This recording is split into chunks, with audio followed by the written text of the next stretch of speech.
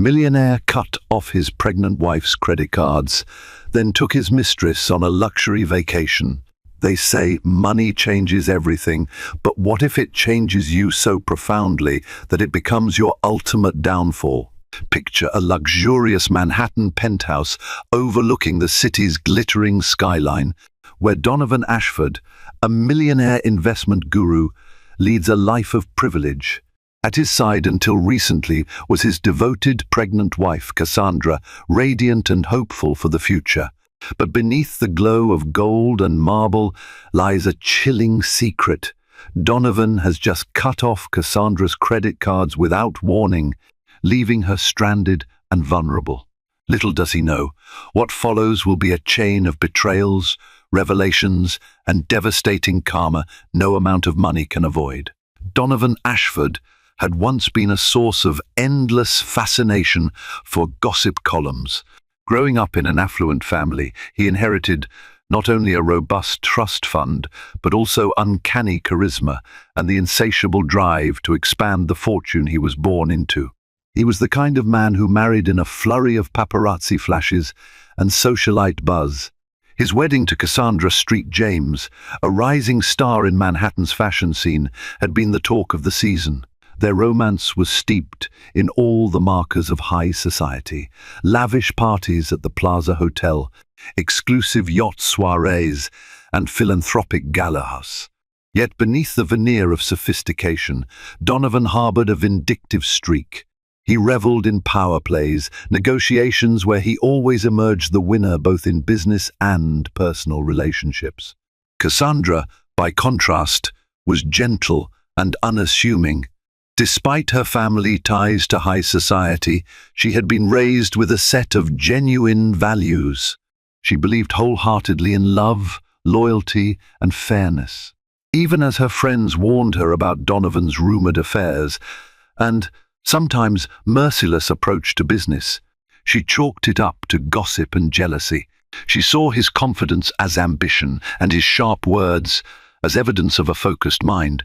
Months into their marriage, Cassandra discovered she was pregnant. It was a moment of both joy and apprehension for her.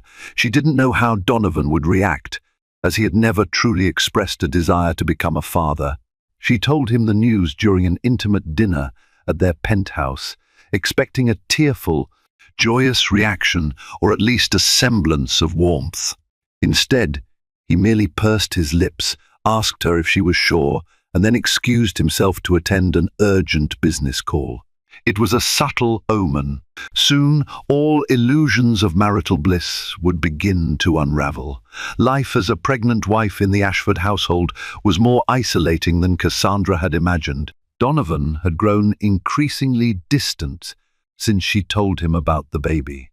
He still attended social events with her, but the affectionate gestures and playful banter they once shared were now replaced by polite smiles and brittle civility.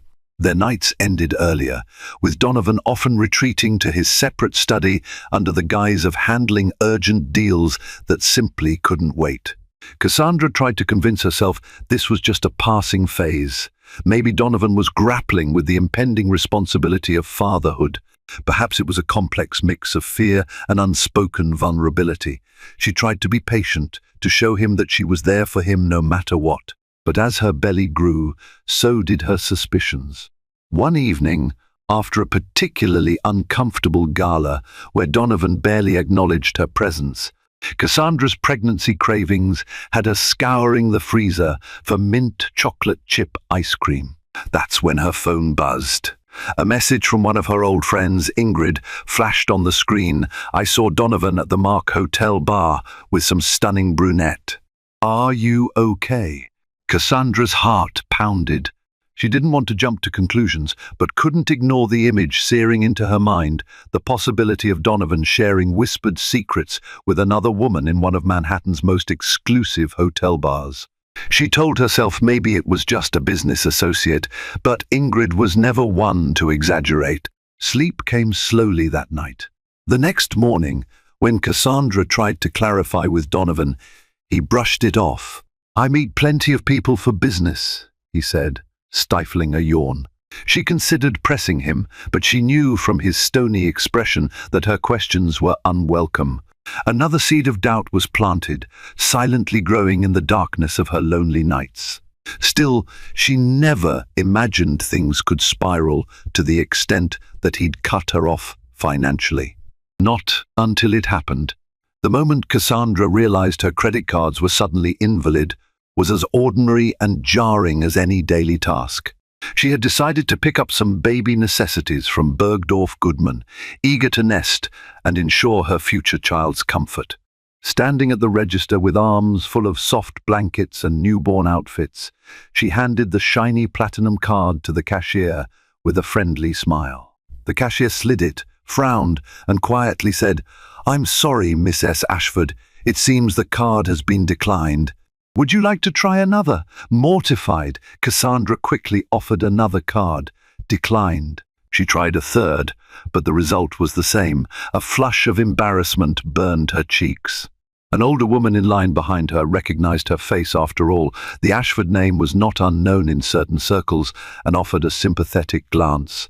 Cassandra forced a smile, whispered a polite apology, and left the store with empty hands and a hollow feeling in her chest. In the privacy of the waiting town car outside, her hands shook as she dialed Donovan's number. Voicemail. She called the family's personal banker, only to be informed that all her accounts had been placed under a temporary freeze by Donovan's explicit instructions. The banker, sounding nervous, advised her to speak with her husband directly. Cassandra's mind spun. Why would Donovan do this without telling her? She reminded herself to stay calm. Stress was the last thing she needed while pregnant. Perhaps it was all a mistake.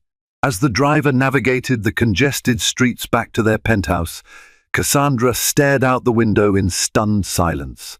Manhattan skyscrapers blurred past, a harsh reminder of the lofty life that now felt precariously balanced on the whims of one man's decisions. When she finally arrived home, she marched straight to Donovan's study, only to discover it locked. He wasn't even there. Little did she know he was half a world away, indulging in a sinful escape. Donovan Ashford wasn't particularly skilled at hiding his extracurricular affairs, yet he managed to keep Cassandra in the dark for far longer than one would expect. One reason: resources. He had the money and the connections to cover his tracks. Another reason: Cassandra's trusting nature. She wanted to believe in the good in people, especially her husband. When he left Manhattan, under the pretense of securing an overseas investment, the reality was far different. Donovan had whisked away his mistress, Marissa Bloom, a socialite and up-and-coming influencer, to a luxury vacation in Bali. Specifically, they'd checked into the Ritz-Carlton, Bali, famed for its cliff-top villas that offered breathtaking views of the Indian Ocean. It was the kind of place honeymooners booked for once in a lifetime trips. Donovan, of course, planned to make an extravagant impression. In the gleaming marble lobby, a receptionist greeted them with floral lees and icy welcome drinks.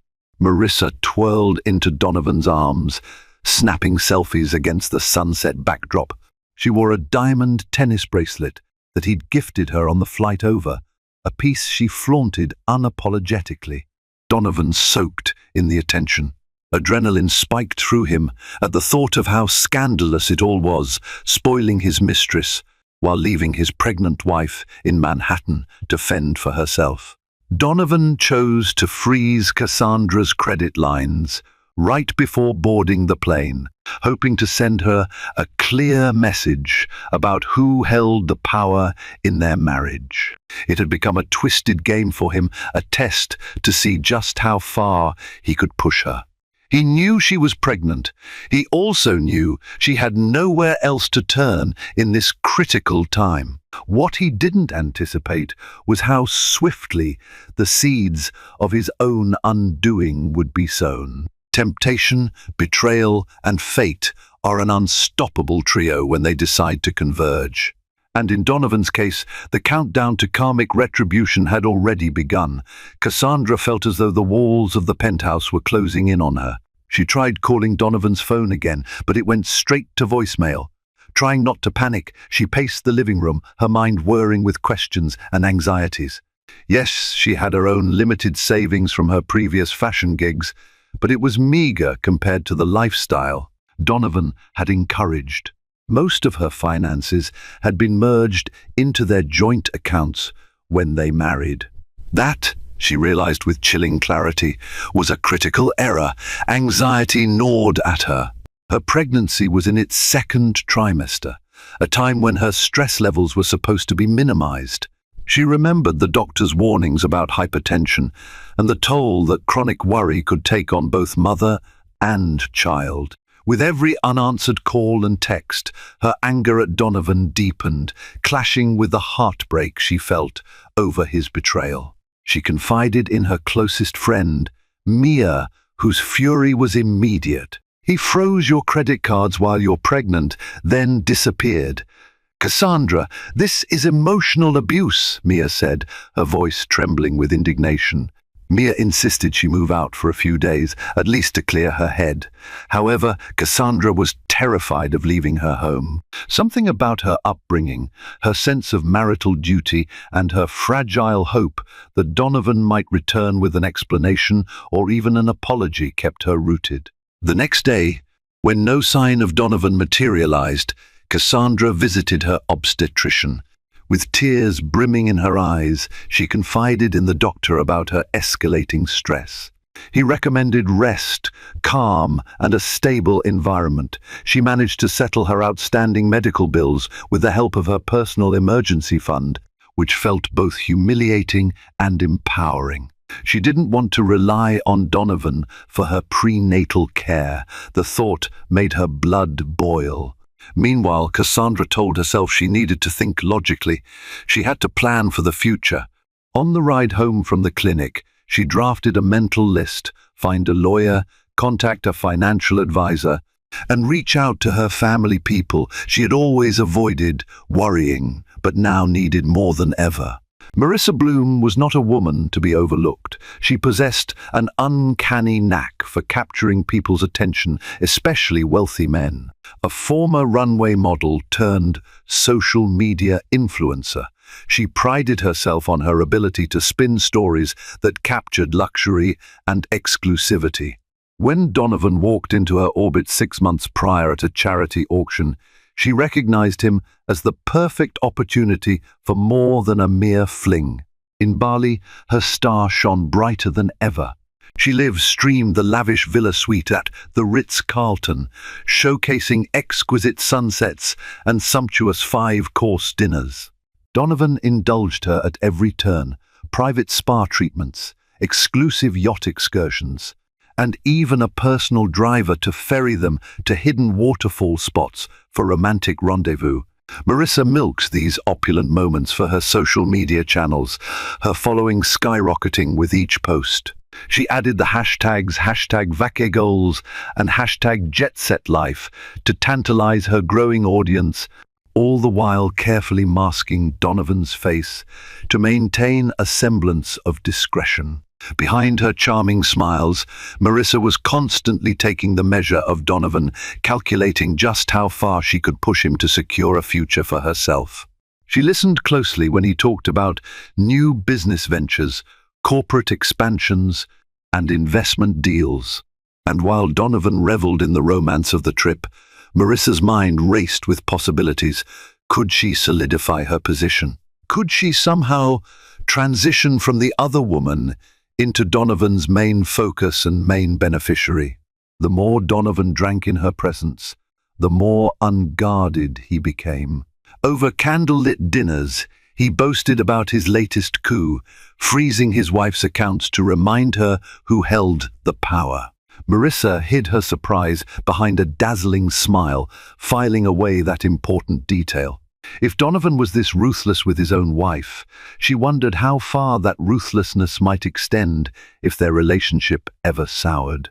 But for now, it suited her to stroke his ego, to laugh at his jokes, and to nod sympathetically at his descriptions of Cassandra's so-called emotional fragility. Yet Marissa sensed something else beneath Donovan's bravado, an undercurrent of volatility that could either make her rich or break her entirely.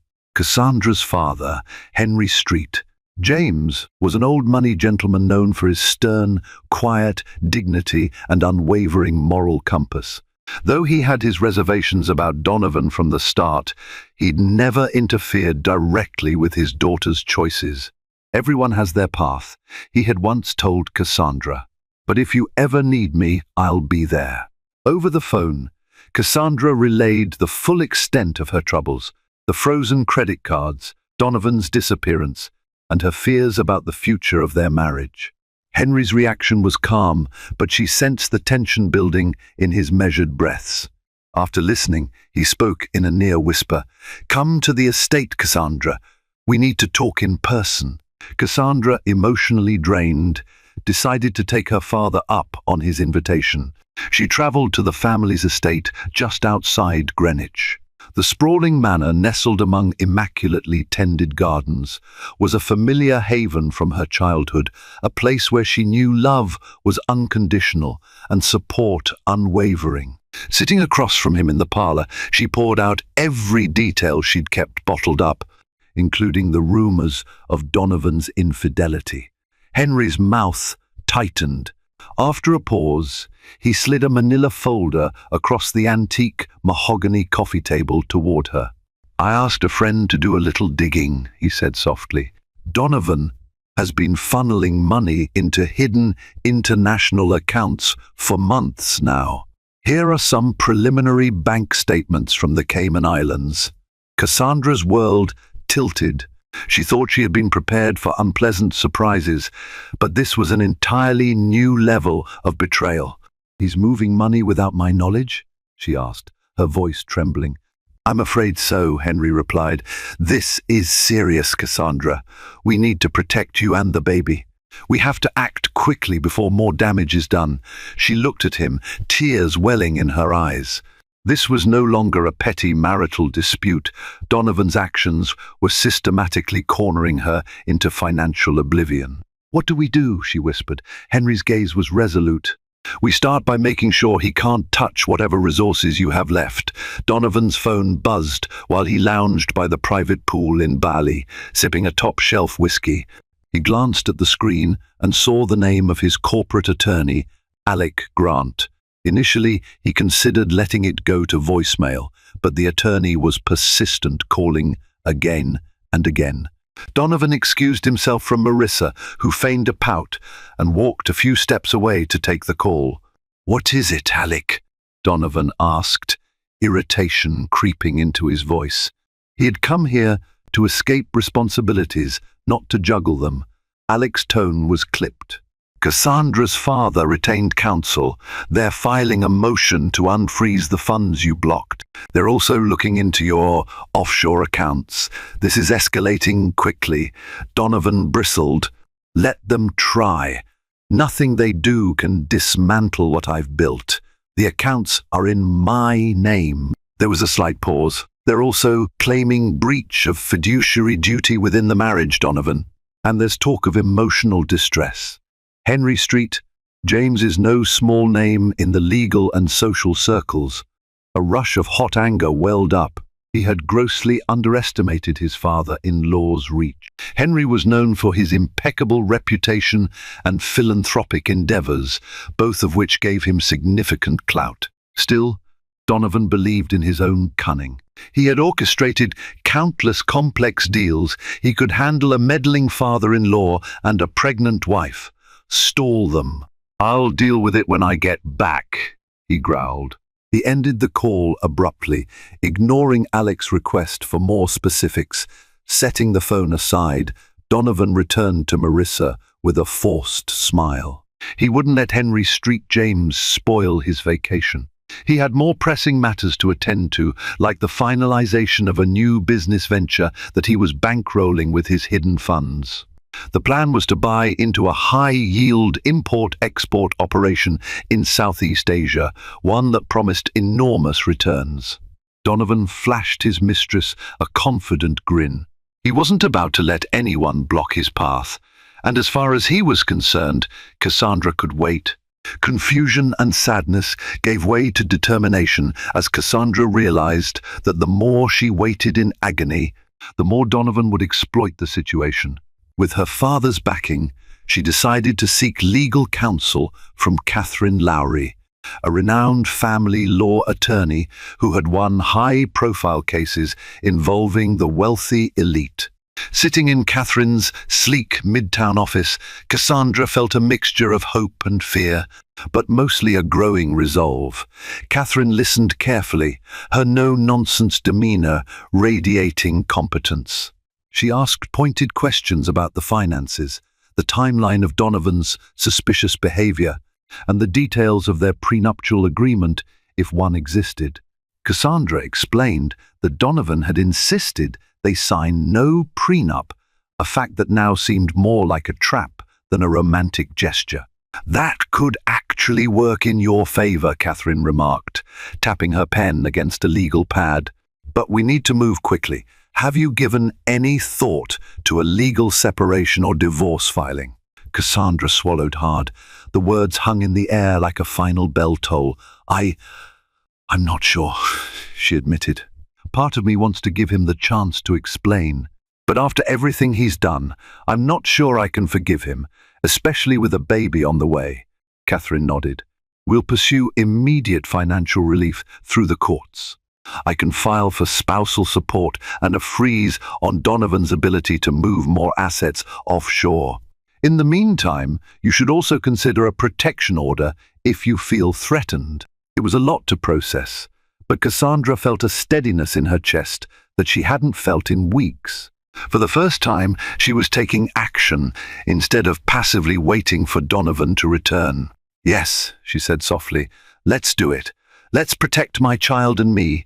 With that, she signed the necessary documents, unaware that she was taking the first bold steps toward reclaiming her life. Across Manhattan, whispers began to circulate. Social circles that once admired the Ashfords' glowing union now buzzed with rumors of a fracture. Gossip columnists at Page 6 caught wind of strange legal activity surrounding Donovan Ashford, which only fueled the speculation. There were even sightings of Cassandra entering the offices of a prominent divorce attorney, her belly visibly round beneath a stylish but subdued maternity dress. At first, the story was limited to hush-hush talk over cocktails, but soon, online forums dedicated to high society gossip fanned the flames. People who had once envied Cassandra's gilded lifestyle now found a twisted sense of schadenfreude in her predicament. "Did you hear? He cut off all her cards while she's pregnant." One social media user wrote, prompting a barrage of outraged replies. Henry Street James stood as a quiet guardian during this storm. He used his connections to keep the most vicious rumors from taking hold, but he knew he couldn't quell them entirely. He urged Cassandra to take a brief retreat to the family estate for some respite from the paparazzi. Reluctantly, she agreed, though her mind lingered on Manhattan. Meanwhile, Donovan had no idea how rapidly his reputation was deteriorating back home. He was too busy orchestrating deals in Southeast Asia and parading around Bali with Marissa on his arm. If he caught wind of any gossip, he assumed it was a fleeting sensation that would blow over. After all, he was Donovan Ashford. People forgot and forgave quickly, especially when there was money involved.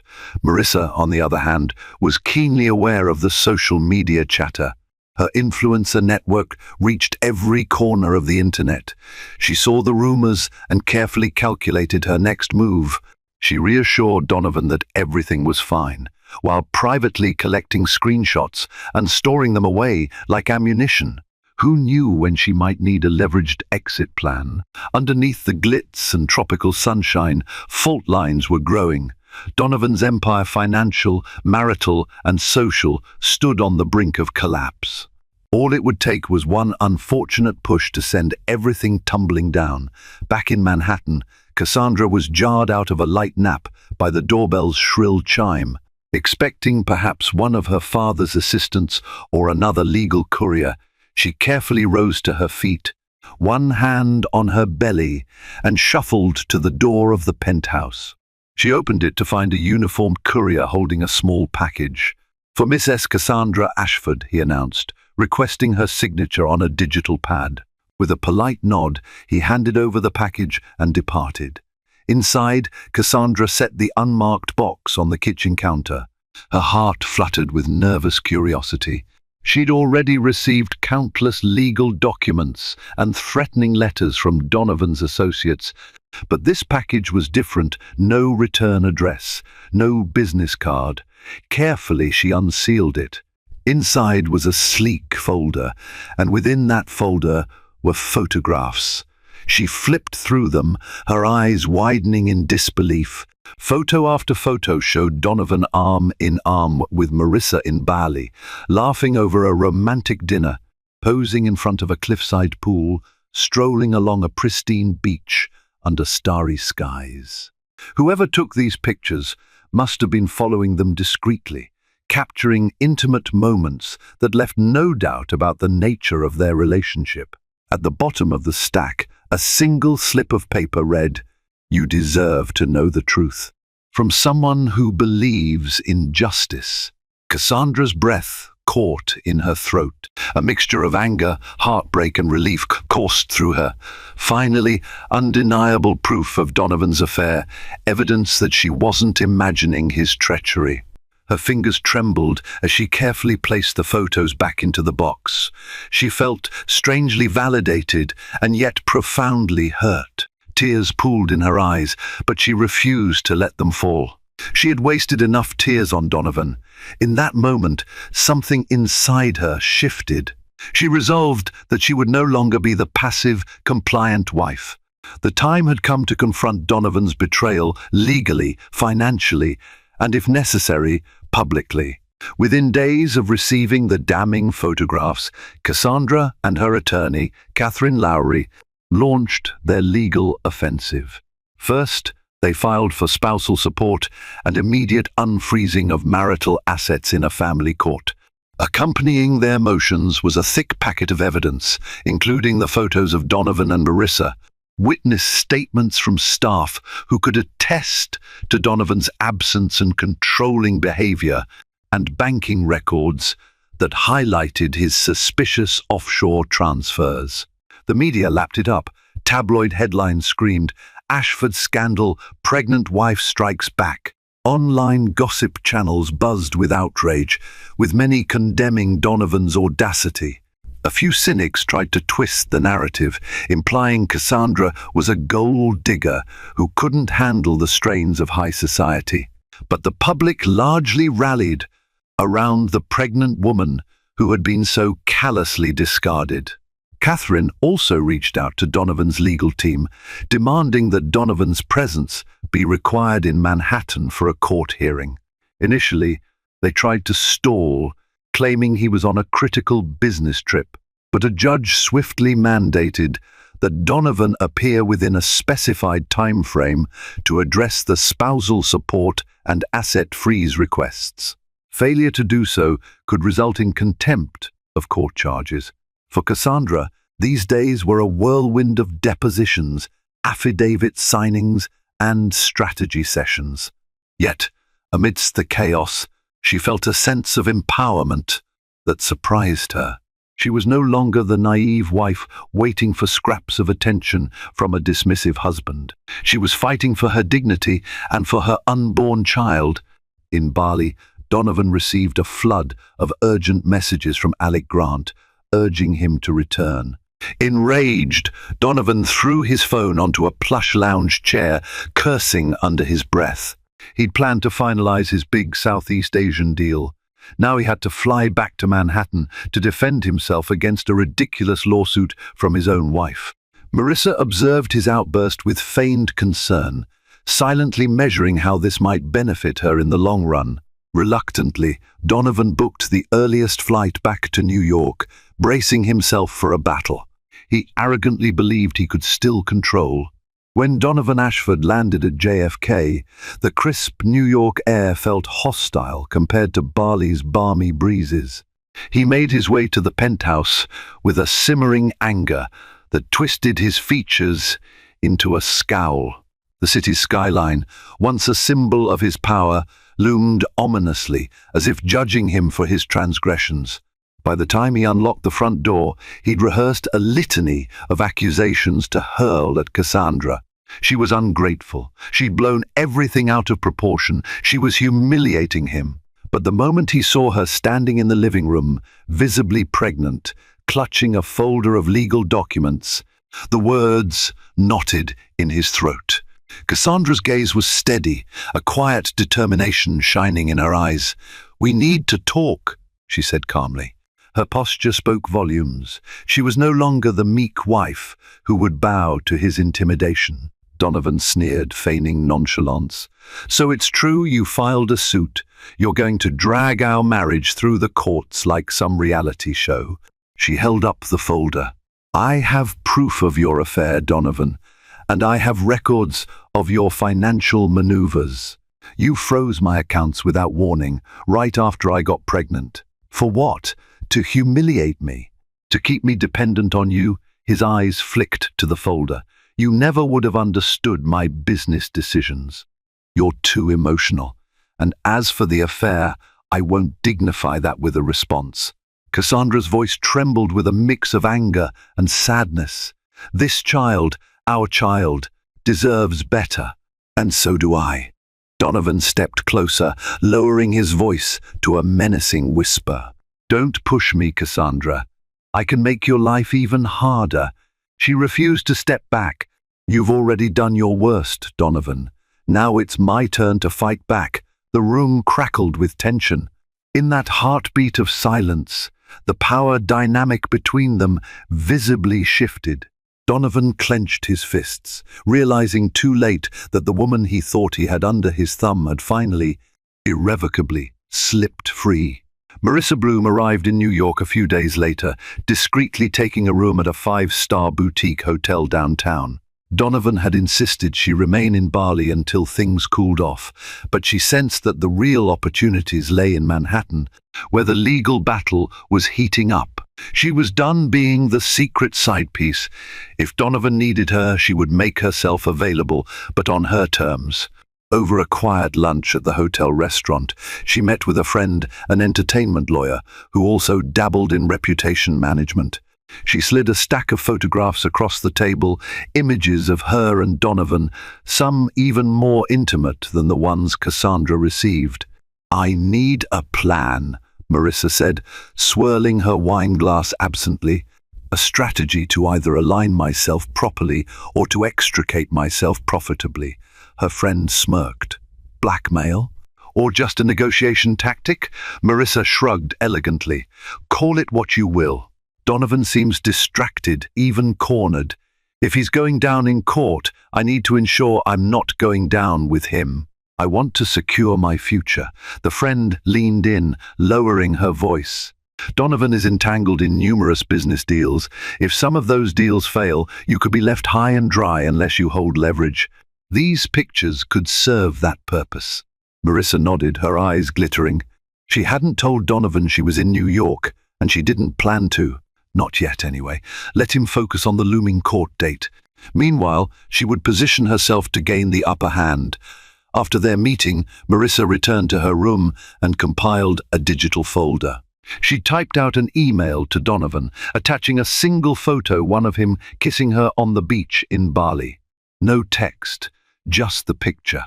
A silent message that she was close by, armed with evidence of their affair, and ready to do what was necessary to protect her interests.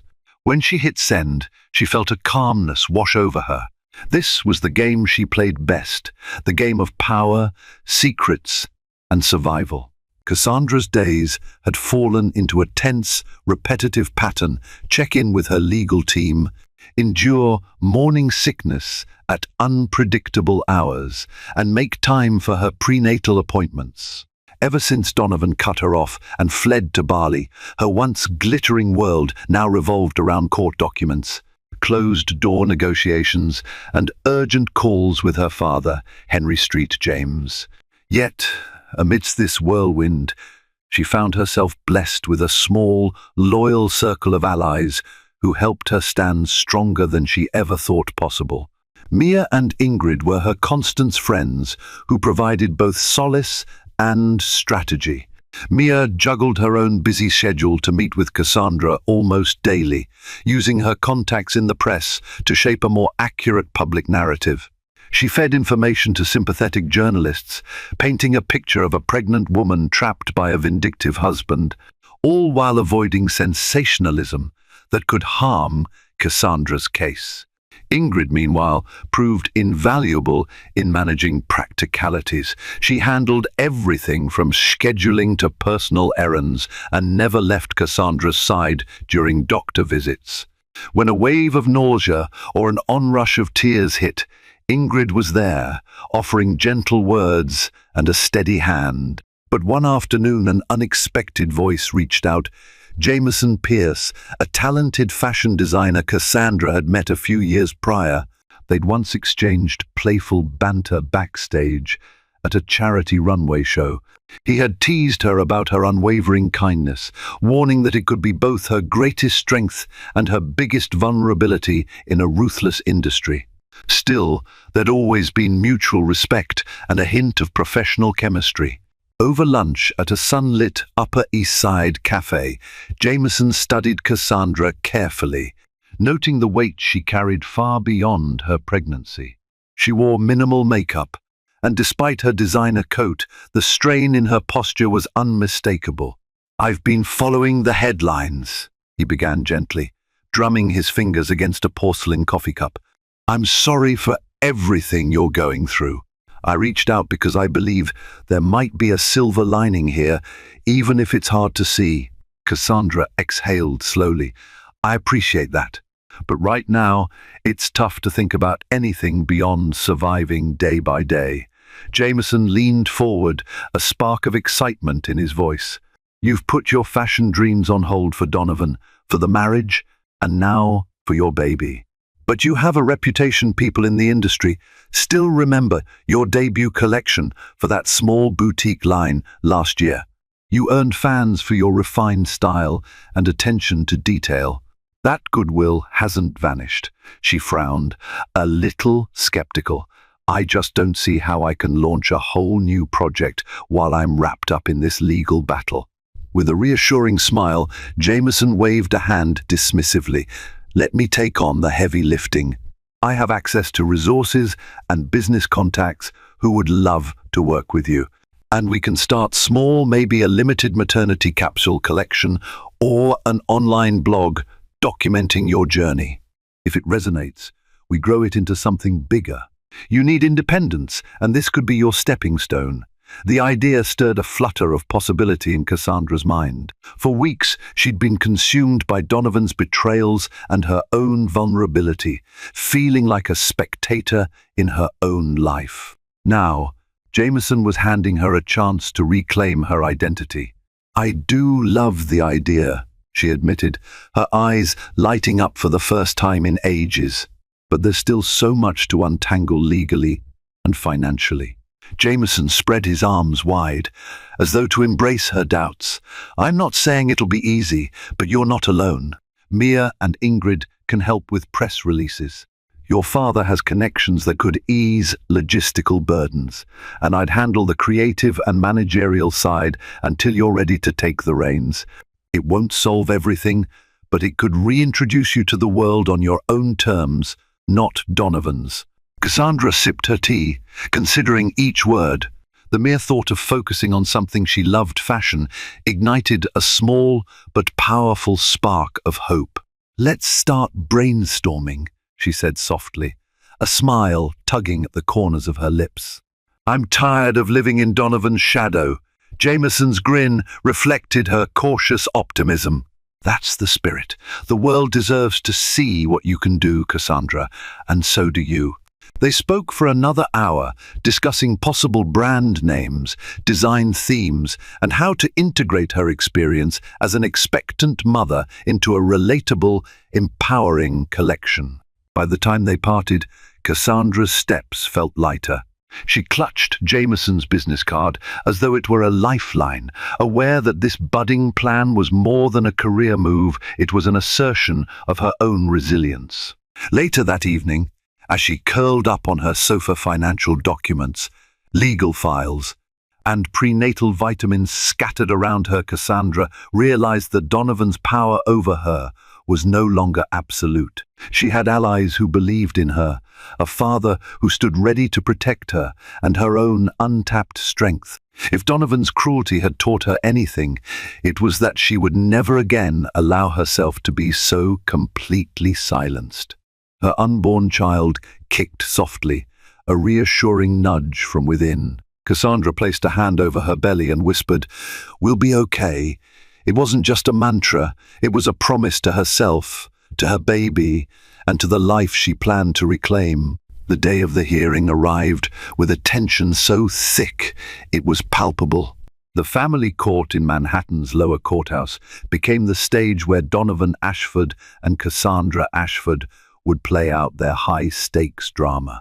Journalists milled around the steps, snapping photos and shouting questions as Cassandra, flanked by Catherine Lowry and Henry Street James, arrived in a conservative yet elegant outfit.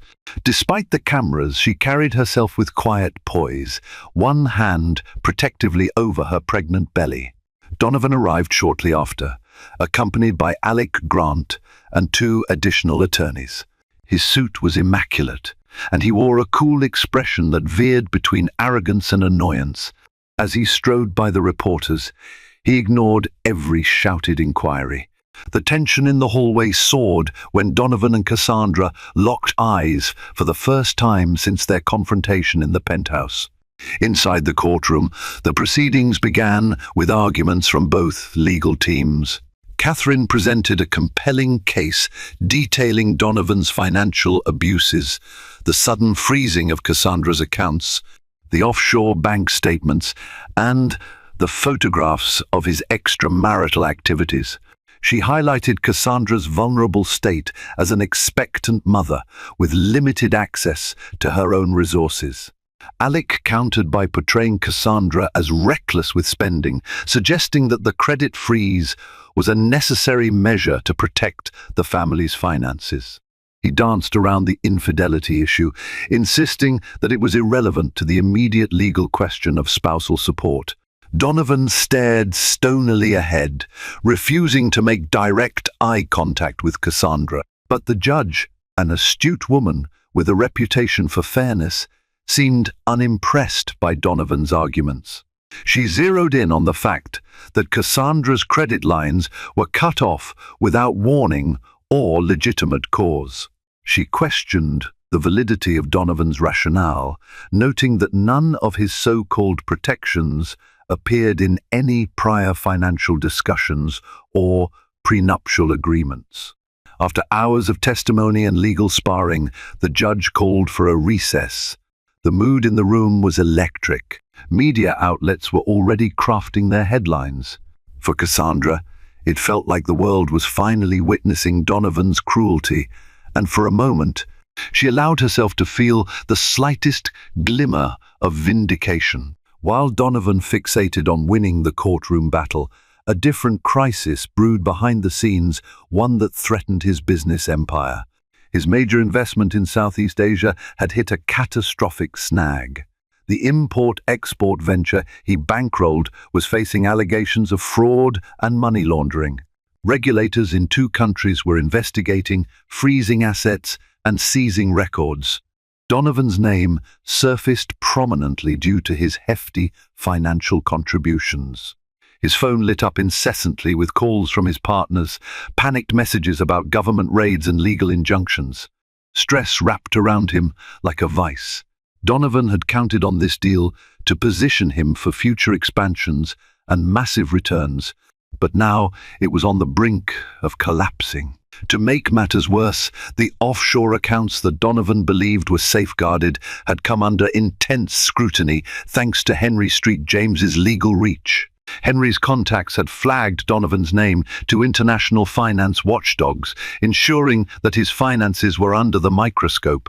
Suddenly, Donovan found himself at the epicenter of multiple investigations, personal, marital, and financial. In the quiet corners of his mind, Donovan felt an inkling of panic. He always prided himself on being 2 steps ahead, weaving elaborate strategies that kept him on top. But now, the playing field was shifting under his feet. His trusted circle of allies began to distance themselves. Associates who once clamored for Donovan's attention now declined his calls, afraid of being tainted by his unraveling reputation. Back at the penthouse, Donovan paced the marble floors, ignoring the swirling dust motes illuminated by the afternoon sun. He had no shortage of wealth in other places, but the noose was tightening. If the Southeast Asian deal imploded and the courts awarded Cassandra a substantial settlement, he stood to lose not just money, but the image he so carefully curated. Through clenched teeth, he muttered curses about betrayals and ungrateful partners. In his mind, this was all someone else's fault, Cassandra's, Henry's, the so-called incompetent business partners. But what truly haunted him was the terrifying realization that his empire, like a house of cards, was about to collapse. Marissa Bloom had been watching from the sidelines, gathering intel as Donovan's situation deteriorated. Late one evening, she summoned him to the rooftop bar of her swanky boutique hotel. Donovan arrived, looking ragged, dark circles under his eyes, tension pulling his shoulders taut. He ordered a whiskey, neat and settled into the plush seat across from her. So she began, swirling her own drink. "I hear things aren't going so well with your investment. And you're in court with Cassandra, fighting over money and reputation." She offered him a sympathetic pout. Donovan glared at her. "What's it to you?" Marissa leaned forward, setting her drink down. "I have certain assets in my possession," she said, alluding to the collection of incriminating photos, text messages, and perhaps more. Let's be honest, if Cassandra's lawyers got hold of them, it wouldn't just be about money. Your entire public image could be shredded, and any hope of minimizing your court losses would vanish. His eyes narrowed. "Are you threatening me?" he asked, his voice dangerously low. Marissa tilted her head, flashing a saccharine smile. "Not threatening, darling, proposing a mutual arrangement. I want to ensure I'm taken care of financially, enough to weather this storm if your whole empire falls. A safety net, if you will." The audacity of her demand simmered in the tense space between them. Donovan clenched his jaw. He had once believed he was the puppeteer and everyone else his marionette. Now Marissa was turning the strings back on him. "You realize I could ruin you too," he said, gripping his glass until his knuckles whitened. Marissa shrugged. "Ruin me how? I'm just a socialite influencer with no official ties to your business deals. If you go down, I'll move on. But if you take care of me, I keep these sensitive files out of the public eye. You choose." Donovan stared at her, a toxic mix of anger and resignation pooling in his chest. He gave a curt nod. "Fine, we'll talk details." Marissa smiled. The game of leverage had only just begun. The next morning, Donovan's world came crashing down in a way he never thought possible. At precisely 7 a.m., law enforcement agents, accompanied by regulators, arrived at his office headquarters. They carried warrants to seize documents related to his overseas investments and potential money laundering charges. Employees gaped in shock as files were confiscated, computer systems locked, and office phones were examined. In the midst of this chaos, Donovan received a frantic call from Alec Grant. "They're freezing more assets. The authorities suspect you knew about the fraudulent nature of the Southeast Asian deal." Your accounts are under immediate review. What? Donovan roared, slamming a fist on the nearest surface. I had no idea. This is insane. But deep down, he knew he'd been playing with fire, trusting questionable partners for the sake of higher returns. Now he was paying the ultimate price. News vans and reporters swarmed the building's entrance, eager for a statement. Donovan felt cornered, every camera lens capturing his scowl and wide-eyed panic. He tried to mask his fear with anger, barking orders at security to clear the media. It only fueled their feeding frenzy. By midday, the stock price of Donovan's publicly traded enterprises plummeted, shareholders dumping shares in a panicked exodus. His business empire, once the envy of Manhattan, was hemorrhaging capital. Calls from board members demanded an emergency meeting to address the scandal. Investors threatened class action lawsuits. To compound the disaster, Cassandra's legal team received a tip, possibly from Marissa, that Donovan was about to face federal charges, making spousal support negotiations tilt heavily in Cassandra's favor. The court swiftly granted an injunction, ensuring that Donovan could not move or hide any more assets without facing contempt. Sitting in his office, blinds drawn, Donovan buried his head in his hands. He had lost control of his finances, his marriage, even his mistress. Everything he had taken for granted was slipping away at breakneck speed.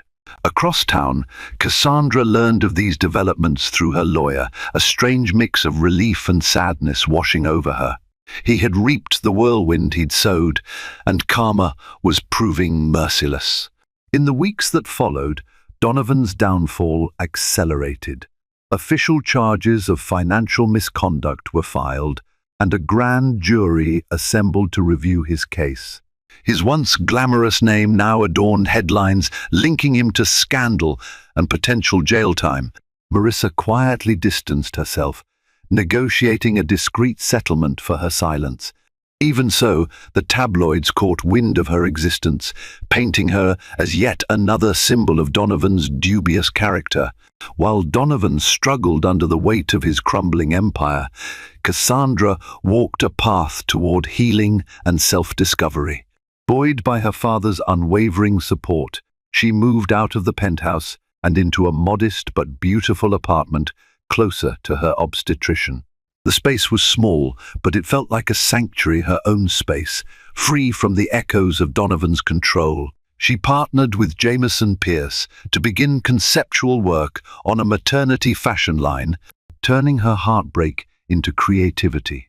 Each design was a testament to resilience and empowerment, a celebration of mothers who refused to be overshadowed. Offers from niche brands and online retailers trickled in, proving she could stand on her own feet financially. Cassandra also found an unexpected sense of closure when, late one night, Donovan sent a text. It was short and hollow. "I'm sorry for everything. I made mistakes." She stared at the screen, her emotions tangled between pity and anger. After a moment, she powered off her phone. She had no interest in continuing the cycle of manipulation and pain. Eventually, Donovan's frozen assets were divided under court supervision. Cassandra secured a settlement that would provide well for her child, while Donovan faced an uncertain future that involved potential prison time and financial ruin. In what felt like poetic justice, the very steps Donovan had taken to isolate and control, Cassandra had led to his own downfall. On a bright spring morning, Cassandra gave birth to a healthy baby boy. Surrounded by loved ones, she cradled her newborn, tears of gratitude shining in her eyes. She named him Henry James Ashford, an homage to her father and a message of renewal. No matter what the future held, she was ready to face it, free from the shackles of Donovan's tyranny. And there you have it, a cautionary tale of greed, betrayal, and the fierce strength it takes to break free from a toxic partnership. In a world obsessed with wealth and glamour, Donovan Ashford discovered that money can't shield you from the consequences of your own actions. He thought he held all the cards, but karma dealt the final hand. Meanwhile, Cassandra's journey from controlled, vulnerable wife to empowered, independent mother reminds us that true resilience and courage often emerge from our darkest moments. If this story gripped your heart, made you gasp, or left you cheering for Cassandra's triumph, be sure to hit that like button. Share this video with friends who love a good twist of fate. And don't forget to subscribe for more stories that dive deep into the hidden dramas behind the glossy facades of the rich and powerful. Your support keeps these tales coming. The air at the Sterling-Rossi wedding tasted of money, old new, and oceans of it. Lilies imported from Dutch glasshouses fought a losing battle against the cloying scent of 1,000 competing perfumes. Isabella Rossi, 7 months pregnant and radiant, in a gown that cost more than a suburban house, felt a single cold drop of sweat trace its way down her spine. Her fiancé, Richard Sterling, the man who was supposed to be waiting for her at the end of the aisle, was missing, and in the pit of her stomach, where their child kicked softly, a primal instinct screamed that this was no simple case of cold feet. She was about to discover a betrayal so profound it would not only shatter her heart, but threaten to bring 2 corporate empires crashing to the ground. The union of Isabella Rossi and Richard Sterling was less a romance and more a coronation. It was the merger of 2 dynasties, a meticulously planned corporate maneuver, wrapped in the fairy tale trappings of a high society wedding. The Rossis, with Isabella at the helm of their marketing division, commanded a global luxury goods empire. Rossi lifestyle, built on Italian craftsmanship and timeless elegance. The Sterlings, a colder, sharper dynasty of American finance, were led by Richard's formidable mother, Victoria Sterling. Their firm, Sterling Holdings, had its tendrils in every corner of the global market. The marriage was the final seal on a multi-billion-dollar merger agreement, a pact that would create a conglomerate of unparalleled power, Sterling Rossi Global. To the outside world, Isabella and Richard were the perfect couple. She was the warm, creative heart. He was the charming, ambitious face of new money. Their courtship had been a whirlwind of paparazzi flashes, charity galas, and weekend trips to Monaco on the Sterling private jet. Richard had courted her with the kind of grand cinematic gestures that left gossip columnists breathless. He'd once filled her Milan apartment with 1,000 white orchids, her favorite simply because she'd had a stressful week. He'd written her name in the sky over the Hamptons. He was attentive, devoted, and seemed utterly captivated by her. But a gilded cage is still a cage. Isabella's brother, Leo Rossi, never trusted him. Leo, 2 years her senior, was the stoic, watchful CEO of the Rossi empire. He had the soul of an old-world craftsman and the mind of a shark. "He performs for you, Bella," he'd told her a month before the wedding, his voice low and serious over a glass of Barolo in his study. "No one is that perfect. He's playing a role, and you need to figure out what his script is." Isabella had dismissed it as brotherly overprotectiveness. "You see everyone as a business opponent, Leo. He loves me, and I love him." Her love was genuine. She saw past the polished Sterling veneer to a man she believed was simply trying to live up to the impossible expectations of his mother. Victoria Sterling was a woman carved from ice and ambition. She viewed emotion as a liability and affection as a currency to be dispensed sparingly and strategically. She approved of Isabella not as a daughter-in-law, but as a priceless asset. The pregnancy, which they had announced 3 months prior, had only increased Isabella's value in Victoria's cold calculus. A male heir would solidify the dynasty. The wedding preparations had been a military-grade operation orchestrated by Victoria. The venue was a historic Long Island estate, its sprawling lawns rolling down to the calm, grey waters of the Sound. The guest list was a who's who of global finance, European aristocracy, and Hollywood royalty. Every detail was curated to scream power. The champagne was vintage, the orchestra was from Vienna, and the 5-tier wedding cake was a confectionery marvel flown in from Paris. The week leading up to the ceremony had been a blur of contractual meetings disguised as family dinners. Lawyers outnumbered cousins. The talk was of stock options, board seats, and brand synergy. Richard, usually so attentive, had become distant, his phone a permanent fixture in his hand. He'd wave away her concerns with a dazzling smile. "Just last-minute merger madness, my love. The price of building our empire. After Saturday, it's just you, me, and the little one. I promise." He had a best man, Marcus Thorne, who was also a senior VP at Sterling Holdings. Marcus was slick and obsequious, always laughing a little too loudly at Richard's jokes, his eyes constantly scanning the room. Isabella found him unnerving. He had a way of looking at her, a flicker of something she couldn't quite name. Resentment, perhaps, or a predatory hunger that was deeply unsettling. She'd mentioned it to Richard once, who had simply laughed it off. "Marcus, he's harmless. A bit of a suck-up, but he's been my right hand for years. Don't you worry your beautiful head about him." On the morning of the wedding, the bride's suite at the estate was a flurry of activity. Her mother, Sophia Rossi, a woman whose warmth was a direct contrast to Victoria's frost, was fussing with the lace on her veil. Her bridesmaids, a giggling trio of her oldest friends from university, were sipping champagne. But Isabella couldn't shake a deep, gnawing anxiety. She hadn't seen Richard that morning. He had stayed at a nearby hotel with Marcus, as per tradition, but he had promised to come to her suite for a private moment before the chaos began, just the two of them. He was an hour late. She'd called him twice. The first time it went straight to voicemail. The second time he'd answered his voice breathless and rushed. "Sorry, darling. Got held up. Marcus needed me for something. A little best man crisis. I'm on my way now.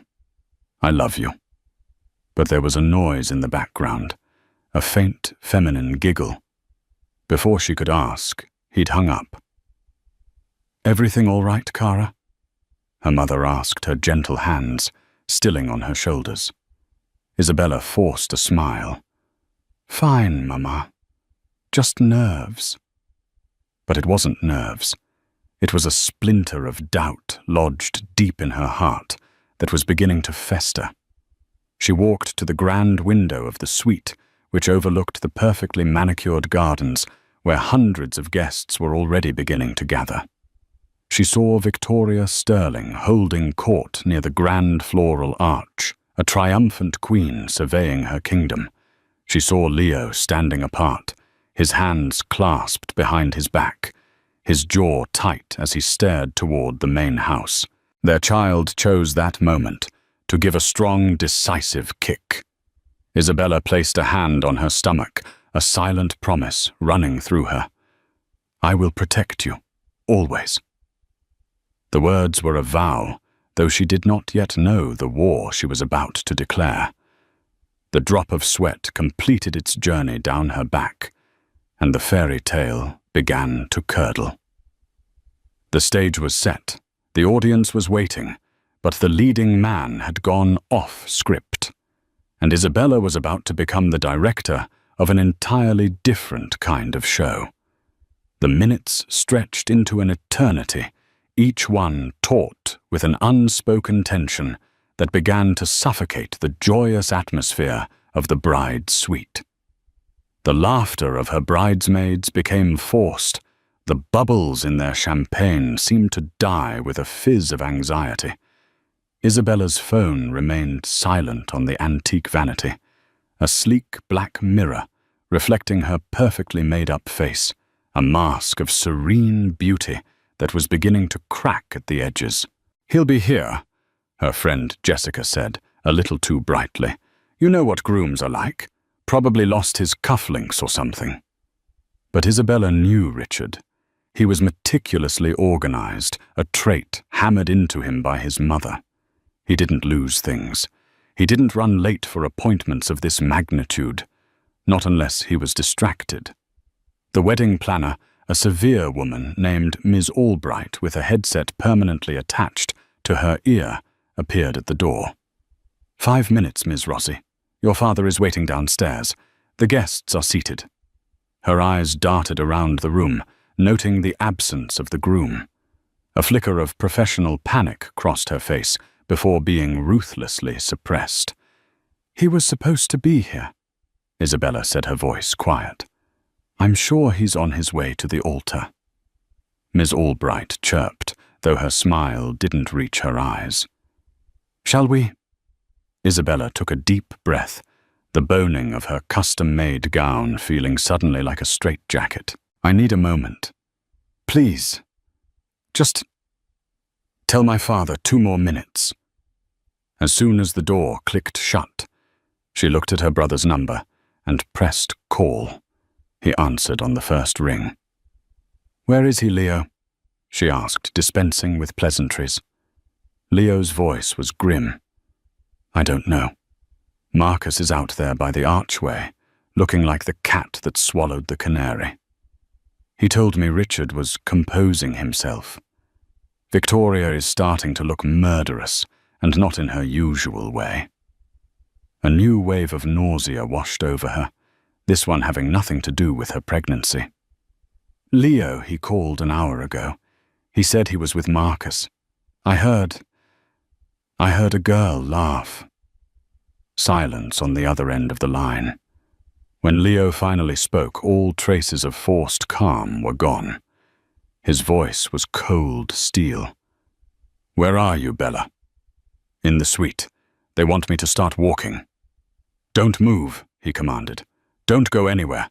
I'm coming up. Something is wrong." The call ended. Isabella stood frozen in the middle of the opulent room. Her friends watched her, their earlier cheerfulness replaced by a shared silent dread. The scent of lilies was now overwhelming funereal. It was the scent of decay. She had to know. "I need some air," she announced, her voice surprisingly steady. She began walking toward the door, her heavy train whispering behind her. "Bella, wait," her mother cried out. "Your dress, you can't go out there." But Isabella didn't stop. She moved with a purpose that scattered her entourage like birds. She swept past Ms. Albright in the hallway, ignoring her frantic protests. She ignored the confused looks from caterers and staff. Her instincts were a roaring fire in her gut, guiding her steps, pulling her not towards the garden, not towards the ceremony, but in the opposite direction, down a secluded corridor that led to the estate's private wing. The library, the billiards room, and a series of small private studies reserved for the estate's owners. It was a part of the house the guests were not meant to see. The air here was still and cool. The thick carpet absorbed the sound of her footsteps. She passed the grand library, its doors firmly shut. She passed the billiards room. And then she saw it. At the end of the hall, the door to the smallest study, the one with the old mahogany desk and the view of the secluded woods, was slightly ajar. A sliver of light cut across the dark hallway, and from within she heard a sound that would be seared into her memory forever. It wasn't a giggle this time. It was a soft, breathy moan. Her blood ran cold. The world seemed to tilt on its axis. For a moment, She couldn't breathe, couldn't move. Her hand, clutching the bouquet of white peonies and roses, began to tremble violently. The baby inside her was still, as if sensing the impending shockwave. This was a dream, a nightmare. It had to be. In a moment she would wake up in her bed, and Richard would be there, and this horrible, suffocating feeling would be gone. Then she heard his voice, low and husky, a voice she knew better than her own. "We don't have much time." He said his words punctuated by another soft, feminine sound. Anger, white hot and volcanic, erupted through the ice of her shock. It propelled her forward. Her trembling stopped. Her hand was steady. She didn't throw the door open. She pushed it slowly, silently. The scene that greeted her was a tableau of obscene betrayal. It wasn't a quick, stolen kiss.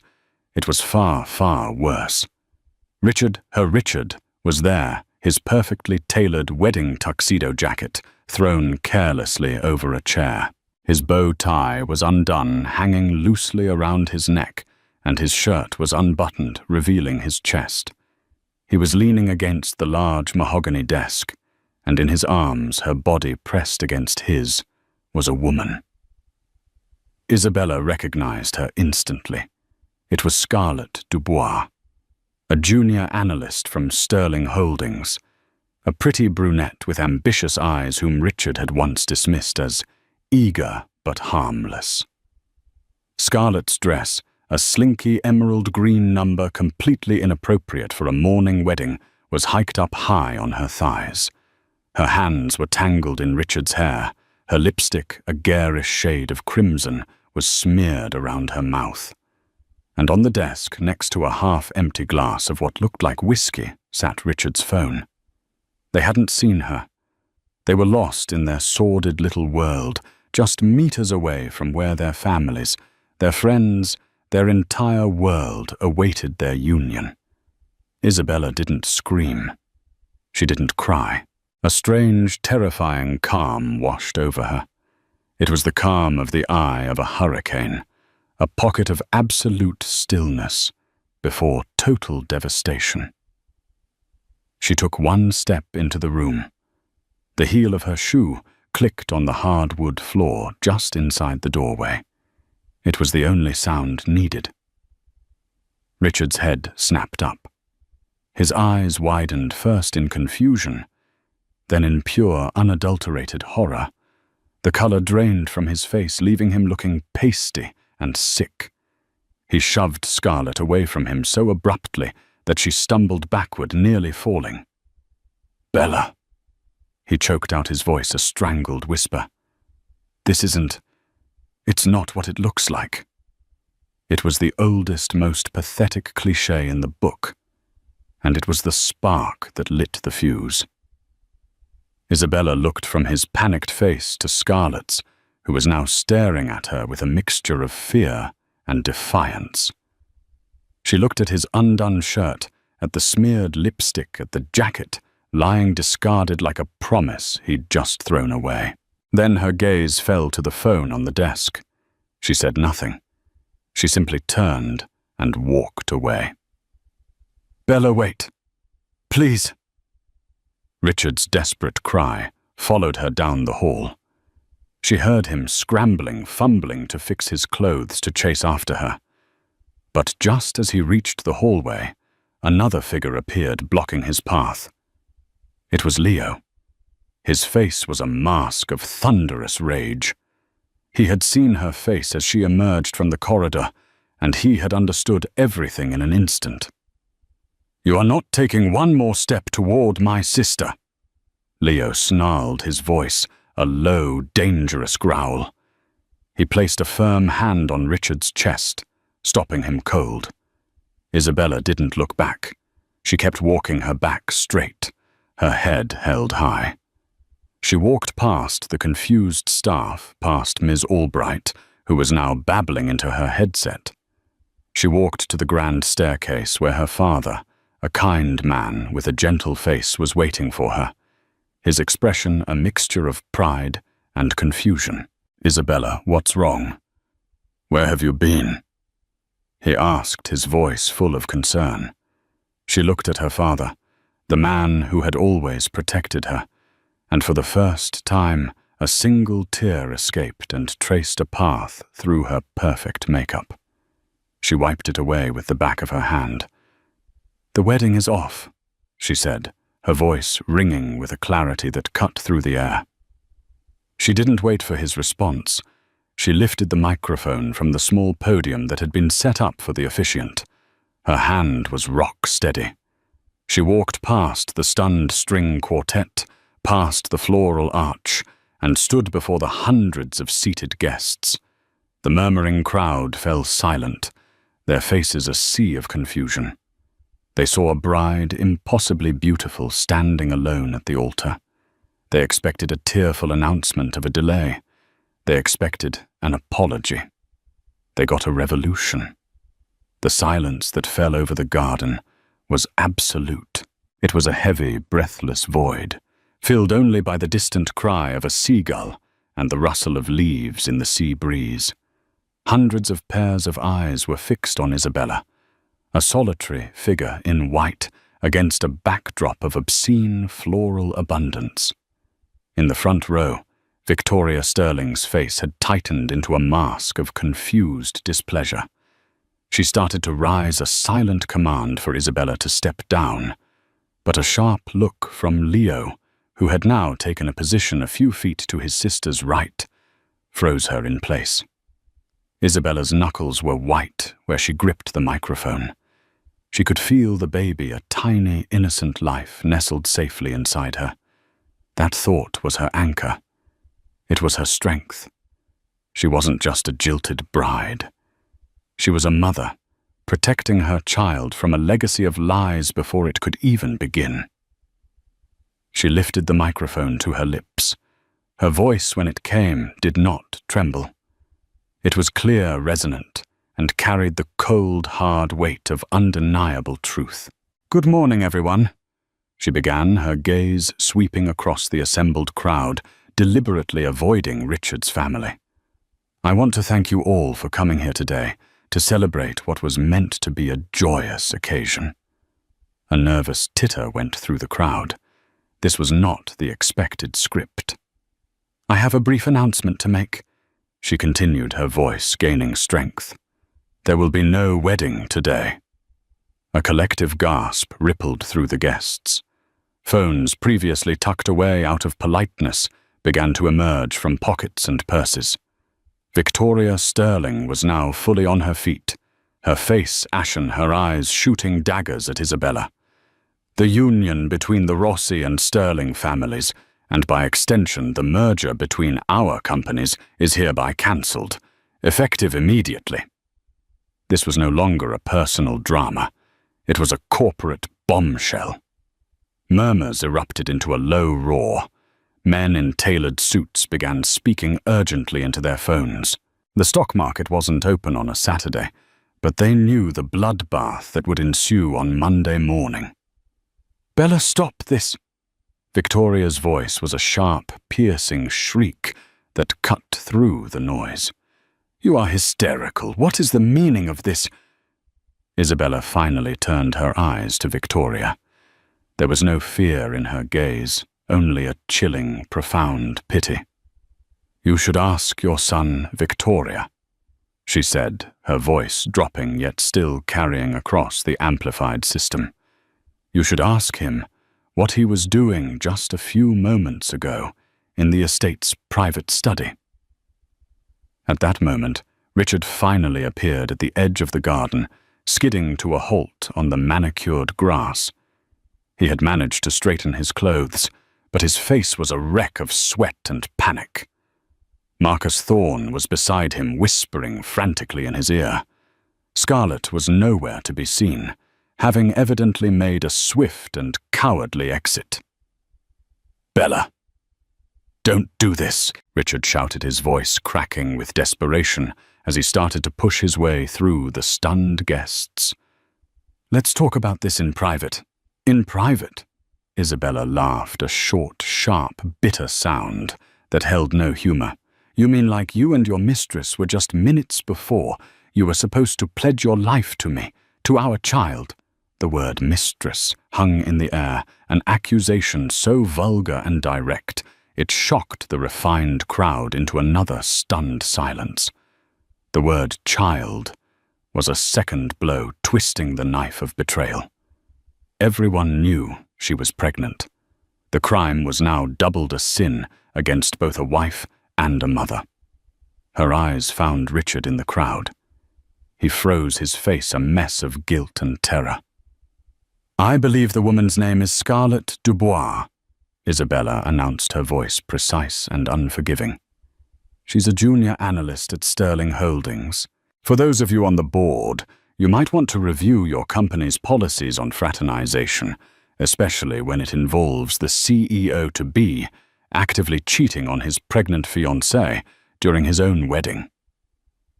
Every detail was a nail in the coffin. She wasn't just airing dirty laundry. She was meticulously documenting the crime for the whole world to see. She named the woman, her position, the company, the location, the timing. It was a masterclass in controlled demolition. Richard looked utterly broken, exposed. He looked to his mother for help, but Victoria was staring at him with a look of pure, unadulterated fury. He had not just embarrassed the family. He had single-handedly torpedoed her life's work, the merger in the most public and humiliating way imaginable. He had proven himself to be exactly what she feared most, a weak, foolish boy ruled by his basest impulses. Isabella's gaze softened for a fraction of a second as she looked at her own family. Her father's face was a canvas of shock and dawning rage. Her mother was weeping silently. And Leo? Leo was looking at her with an expression of fierce, absolute pride. He gave a slow, almost imperceptible nod. "I've got you." She turned back to the crowd. "I apologize for wasting your time," she said, her formal tone returning. "But I believe in transparency, and I will not begin a marriage, a family, or a business partnership based on a foundation of such profound disrespect and deceit." She placed the microphone carefully back on the stand. The silence was broken by the sound of her footsteps on the stone path as she walked back the way she came. It was the most powerful walk of her life. She didn't run. She didn't stumble. She moved with the grace and dignity of a queen abdicating a throne she had just discovered was made of filth. As she reached the archway, she unclasped the sterling diamond, the ridiculously large engagement ring Richard had given her. It felt cold and foreign on her finger. She held it out to Leo as he met her. "See that our lawyers get this back to them," she said, her voice a low murmur, "along with a bill for half of this catastrophe." Leo took the ring, his hand closing over it. "Consider it done." "What now?" "Now," Isabella said, taking her brother's arm and not looking back at the chaos erupting behind them. "We go home, and then we go to war." The fairy tale was over. The carefully constructed facade had been shattered into a million pieces. As the Rossi siblings disappeared into the house, leaving the Sterling Empire to implode in a garden of dying lilies, one thing was clear. This was not an ending. It was a beginning. The beginning of a drama that would make the cancelled wedding look like a minor skirmish in a much larger, more brutal conflict. The sleeping giant of the Rossi family had been awakened, and hell hath no fury like a billionaire heiress scorned. The drive from the Long Island estate back to Isabella's Manhattan penthouse was a study in surreal silence. Leo drove the black Maybach with a focused intensity, navigating the traffic as if it were a hostile battleground. Isabella sat in the passenger seat, staring out at the blur of the city, her hand resting protectively on her stomach. The adrenaline of the confrontation had begun to fade, leaving behind a deep, hollow ache that settled in her bones. She wasn't crying. The betrayal felt too vast, too seismic for tears. It was a tectonic shift in the landscape of her life, and she was still surveying the wreckage. Her phone, which she'd left in the bridal suite, had been retrieved by Leo's security detail. When they finally entered the quiet, sun-drenched expanse of her penthouse overlooking Central Park, her head of security, a stoic ex-Mossad agent named Gabriel, handed it to her. "It hasn't stopped, Miss Rosie," he said, his voice impassive. "We've identified 37 unique numbers from the Sterling family and their associates, and over 200 calls from blocked numbers we assume are media." "Turn it off," Leo commanded. "Bella doesn't need to hear from any of them." "No," Isabella said, her voice surprisingly firm. She took the phone. "I want to see the groveling." She powered it on. The device vibrated violently in her hand as a tsunami of notifications flooded the screen. Voicemails, text messages, missed calls. Most were from Richard. She clicked on the most recent voicemail, putting it on speaker. Richard's voice, thick with manufactured tears and genuine panic, filled the room. "Bella. My God. Bella, I am so sorry. You don't understand. It was a mistake. A stupid, meaningless mistake. She means nothing to me. It was Marcus. He kept pouring me drinks, saying I was nervous. Scarlett was just there. I don't even know how it happened. Please just talk to me. We can fix this. I love you. I love our baby. Don't throw this all away because of one moment of insanity." Isabella listened with a detached curiosity, as if studying a particularly loathsome insect under a microscope. "He blames Marcus. He blames the alcohol. He calls her meaningless. He hasn't taken one shred of responsibility." She observed, her voice clinical. She deleted the voicemail without a second thought. The next was from Victoria. Her tone was not apologetic. It was furious. "Isabella, you have made a catastrophic error in judgment. Whatever foolishness Richard engaged in it was a private matter. To detonate it publicly, to jeopardize a multi-billion-dollar merger out of pure emotional hysterics, is unforgivable. You have proven yourself to be exactly the kind of liability I feared. Call me back when you have decided to act like an adult and salvage this situation, not for Richard's sake, but for the sake of our shareholders." Leo let out a short, harsh laugh. "She's worried about the shareholders, of course. Her son humiliates you in the worst possible way, and her first thought is the stock price." "It's all she knows," Isabella said, deleting Victoria's message as well. She scrolled through the texts. Pathetic apologies from Richard. Demands from his father.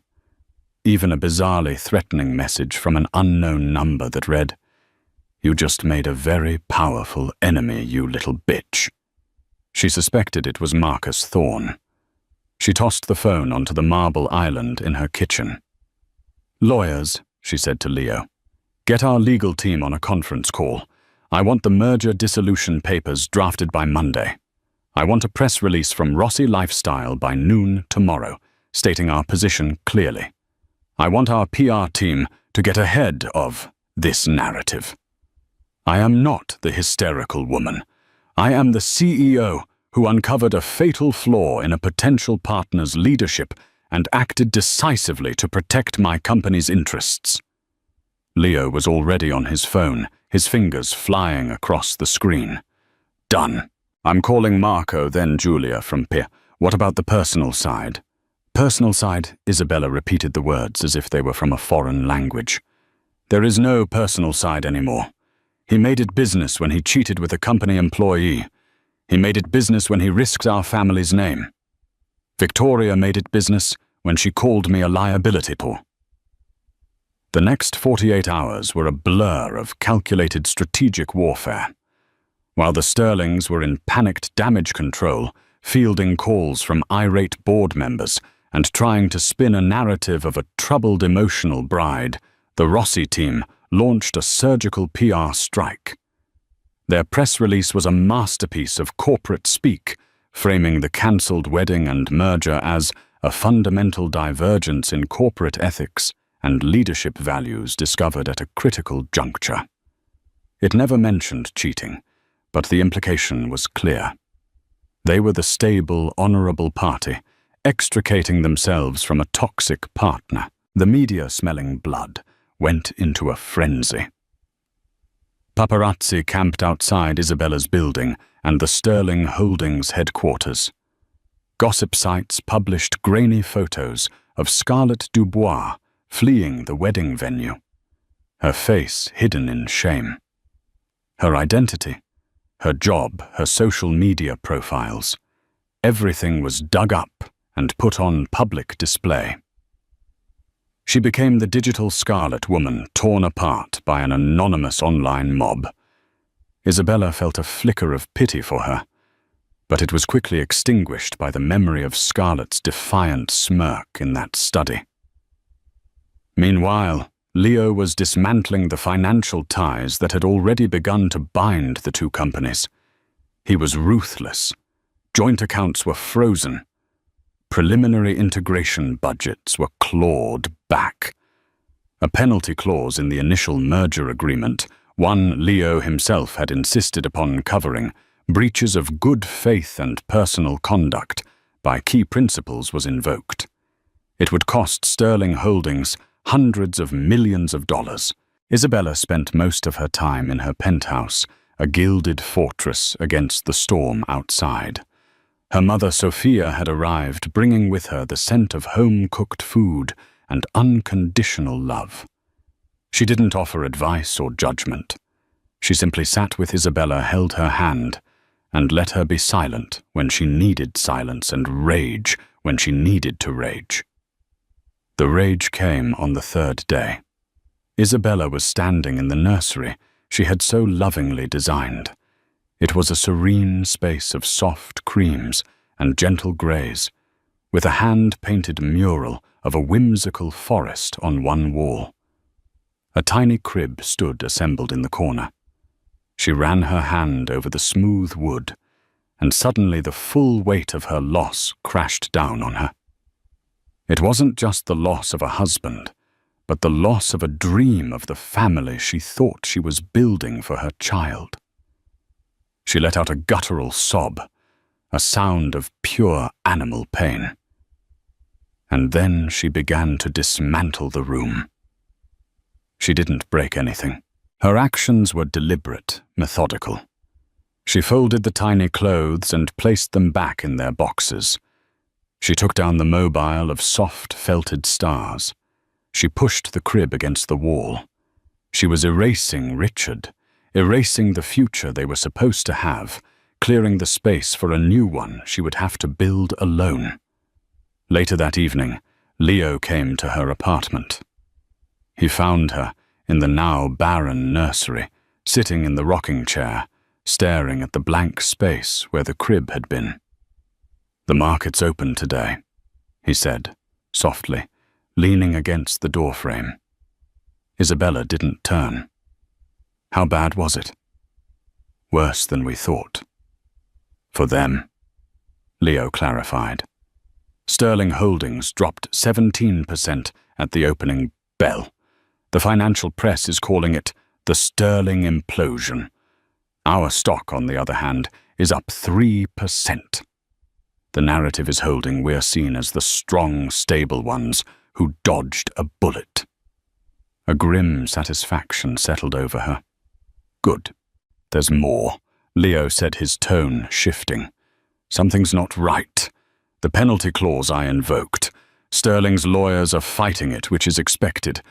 But their arguments are weak, almost distracted. And I've been looking at some of the preliminary financial data we shared during the due diligence phase. There are anomalies. This caught Isabella's attention. She turned to look at her brother. What kind of anomalies? Small things. Discrepancies in growth projections for certain offshore assets. A few encrypted data packets that our tech team flagged as unusual during the transfer. At the time, we chalked it up to Sterling's sloppy data management. But now, I don't know. It feels different. He walked further into the room. Think about it, Bella. The affair was stupid. It was arrogant.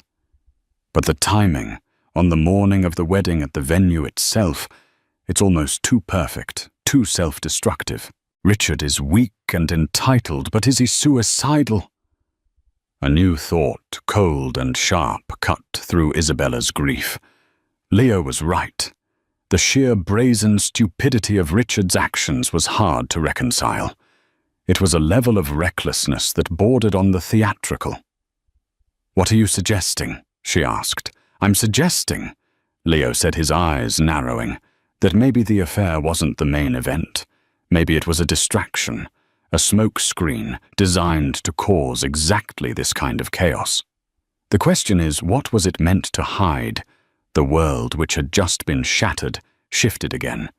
Isabella had thought she was at the center of a drama about love and betrayal, but the cold dread creeping into her heart suggested she had been a pawn in an entirely different game. One with stakes that might be far higher than a broken heart and a cancelled wedding. The unraveling, she realized, had only just begun. The seed of doubt Leo had planted grew into a thicket of suspicion in Isabella's mind. For the next 2 weeks, while the world feasted on the scraps of her personal drama, she and her brother initiated a covert operation. They assembled a small, trusted team, Marco, their head of legal, Julia, their PR chief, a forensic accountant named Anya Sharma, who had a reputation for finding needles in digital haystacks, and Gabriel, their head of security, who was tasked with digging into the lives of Richard Marcus Thorne and Scarlett Dubois. Isabella worked from her penthouse, which had been transformed into a war room. The large dining table was covered in laptops, financial reports, and timelines. The grief was still there, a constant, dull ache, but it was now overlaid with a cold, energizing fury. She had been played. Her pain, her humiliation, her child's future, it had all been collateral damage in a game she didn't even know she was playing. Now she wanted to know the rules, and she wanted to burn the whole game board to the ground. Anya Sharma struck first. "The anomalies Leo flagged are real," she announced during a late-night conference call, her voice crisp and excited. "During the due diligence data transfer, Sterling Holdings sent us several large encrypted archive files containing their projections and asset valuations. Standard procedure. But buried within 3 of those archives were ghost protocols, essentially hidden programs that ran in the background while our servers were analyzing the data." "What did the programs do?" Isabella asked, leaning forward, her coffee forgotten. "They didn't steal anything," Anya said. "That would have triggered alarms. They did something much smarter. They made micro-alterations to our own predictive models. Tiny, insignificant changes to algorithm variables that over time would have skewed our valuation of their assets, specifically their new tech and derivatives divisions, making them appear more stable and profitable than they actually were." Leo swore softly in Italian. "So they weren't just showing us fake numbers. They were hacking us to make us believe their fake numbers were our own idea." "Exactly," Anya confirmed. "It's brilliant and terrifyingly subtle. The financial discrepancy would have been a rounding error at first, but post-merger it would have become a black hole. Sterling Rossi Global would have been carrying billions in toxic, overvalued assets from their side of the ledger. Within a year or 2 it would have triggered a catastrophic devaluation." "A corporate Trojan horse," Isabella whispered, the pieces beginning to click into place. "Victoria would never sanction that. She's ruthless, but she's not stupid. A collapse like that would destroy the Sterling name forever. Which means someone else at Sterling Holdings was running this play. Leo concluded, his voice grim. Someone who stood to gain from the chaos. The spotlight fell squarely on two people, Richard and Marcus Thorne. At the same time, Gabriel's report landed on Isabella's desk. It was a deep dive into the lives of her ex-fiancé and his best man. Richard's profile was predictable, a history of lavish spending, a string of short-term relationships with models and actresses, and a deep-seated psychological need for his mother's approval. But Marcus Thorne's profile was far more interesting. On the surface, he was the loyal number 2. But Gabriel's team had dug deeper. Marcus came from a family that had been rivals with the Sterlings 2 generations ago, before his own family's fortune had collapsed. He had joined Sterling Holdings with a chip on his shoulder, working his way up while living in Richard's shadow. Gabriel had also uncovered a series of encrypted communications and offshore bank transfers.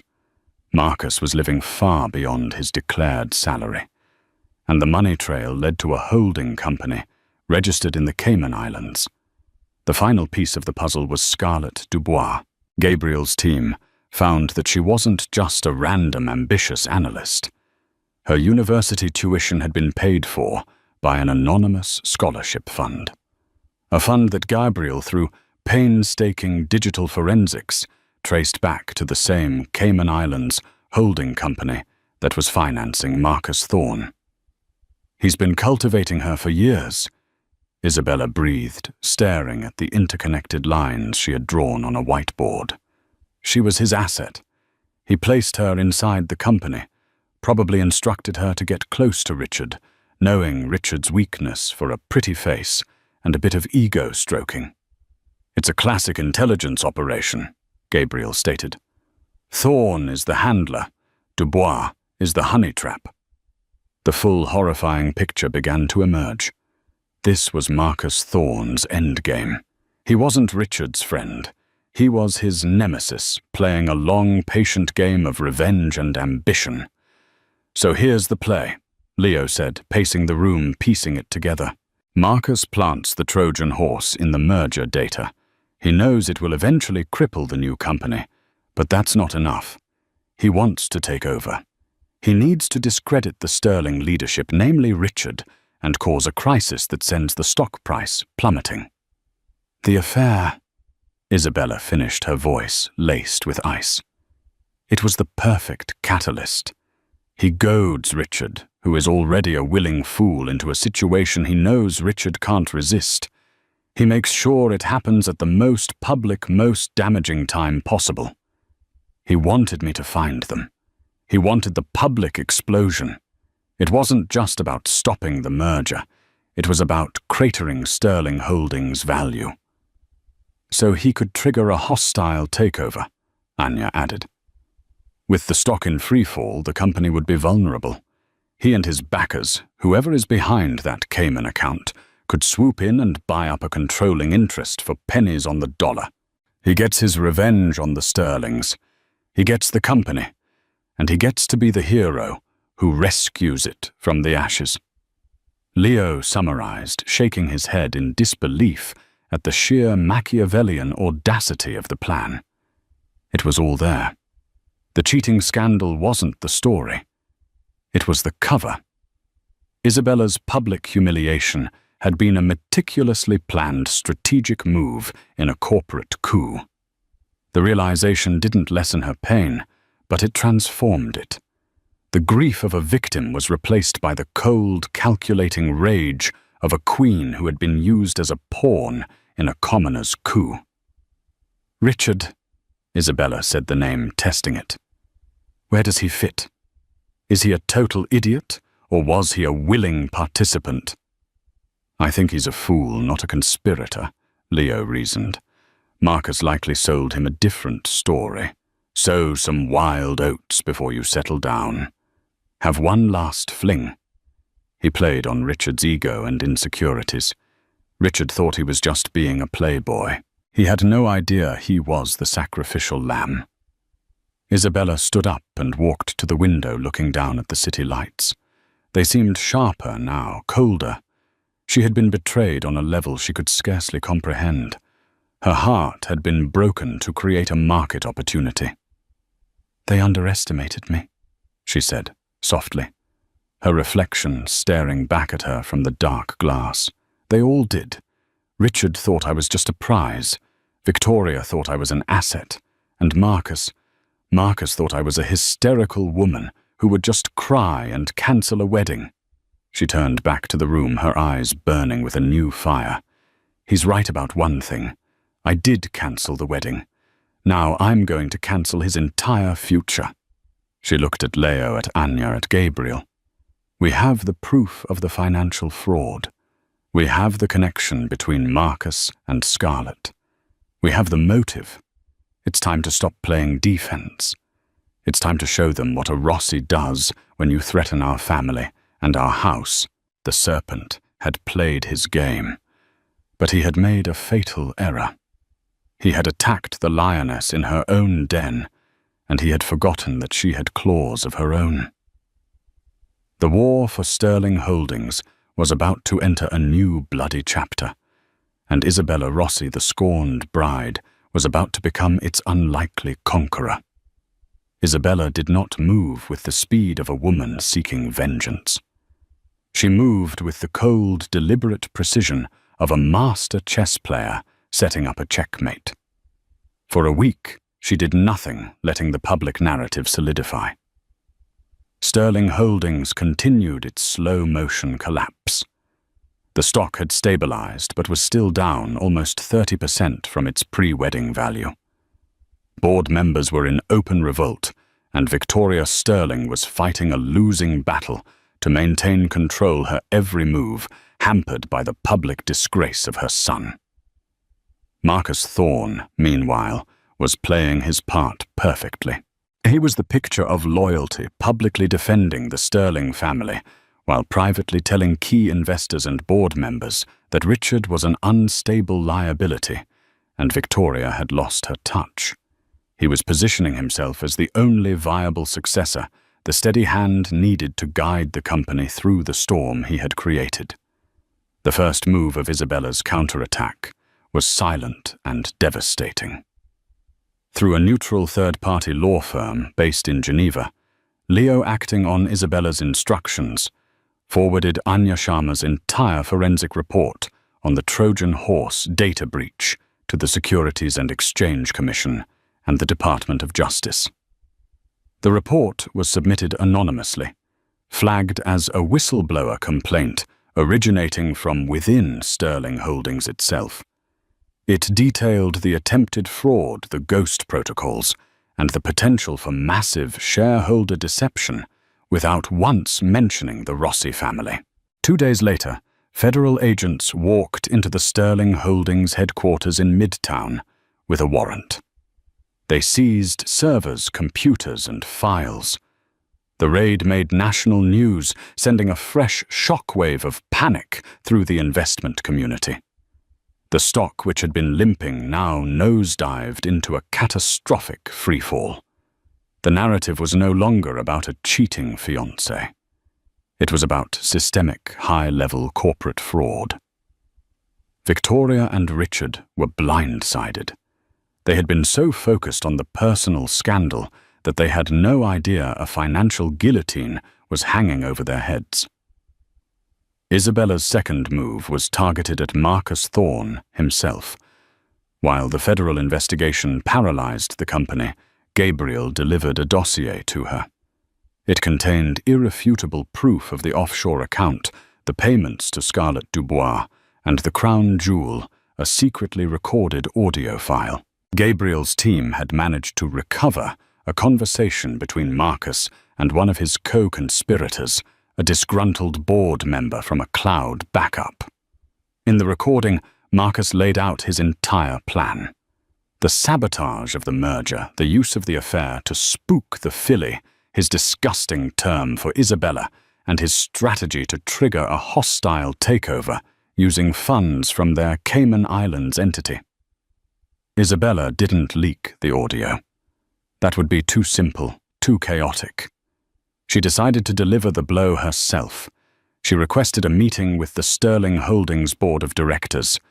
The request, coming from the woman at the center of their company's downfall, was met with stunned confusion.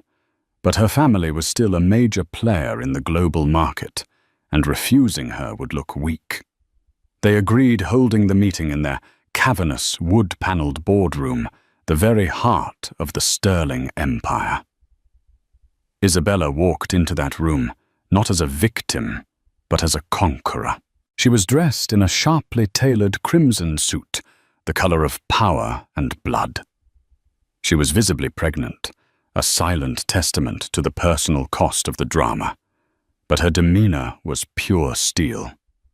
Leo was by her side, his presence a silent warning. Victoria Richard and the entire board, including a smug-looking Marcus Thorne, were seated around the massive table. Victoria's face was a mask of cold fury. Richard couldn't even look at her. He stared at the table, a broken man. "Thank you for seeing me." Isabella began, her voice calm and clear, filling the tense silence. "I know my presence here is unexpected. I am not here to relitigate the personal events of the past few weeks. I am here to talk about the future of this company." "You have no right to be here," Victoria snapped. "You have done enough damage." "On the contrary," Isabella replied, her eyes locking with Victoria's. "I am here because I am the only person in this room who knows the full truth of why your company is burning to the ground, and it has very little to do with my cancelled wedding." She looked directly at Marcus Thorne, whose smug expression was beginning to falter, replaced by a flicker of alarm. "For weeks you have all been operating under the assumption that this crisis was caused by a personal indiscretion. You are wrong. The affair was merely a tool, a brightly colored flag waved to distract the bull while the matador prepared the killing blow." She nodded to Leo, who placed a small, sleek speaker on the center of the table. "I believe you all know Marcus Thorne," Isabella said, her voice dropping. "You see him as Richard's loyal right hand, the future of this company, perhaps. But I'd like to introduce you to the real Marcus Thorne." She pressed play. Marcus's voice filled the boardroom, arrogant and chillingly clear. "The beauty of it is the simplicity. We let pretty boy Richard hang himself with his own zipper. The girl Scarlett played her part perfectly. The pregnant fiancés, the Philly spooks, just like I said she would. She cancels everything, makes a big dramatic scene. The stock tanks on the personal drama. Then while they're all running around putting out that fire, the feds get the anonymous tip about the merger data. By the time they figure out what's really going on, we've already bought up 30% of the stock from the Caymans. We rescue the company. I take the throne. The Sterlings are history." The silence that followed the recording was heavier than a tombstone. Every eye in the room turned to Marcus Thorne. His face was the color of ash. He half rose from his chair, sputtering, trying to form a denial, but no words came. He was utterly, completely exposed. Victoria Sterling looked as if she had been turned to stone. The betrayal from her son was one thing, but this was a viper she had nurtured in her own nest, a man who had plotted the utter destruction of her life's work while smiling to her face. Isabella pressed a second button, and an email was sent simultaneously to everyone in the room. "That is the audio file.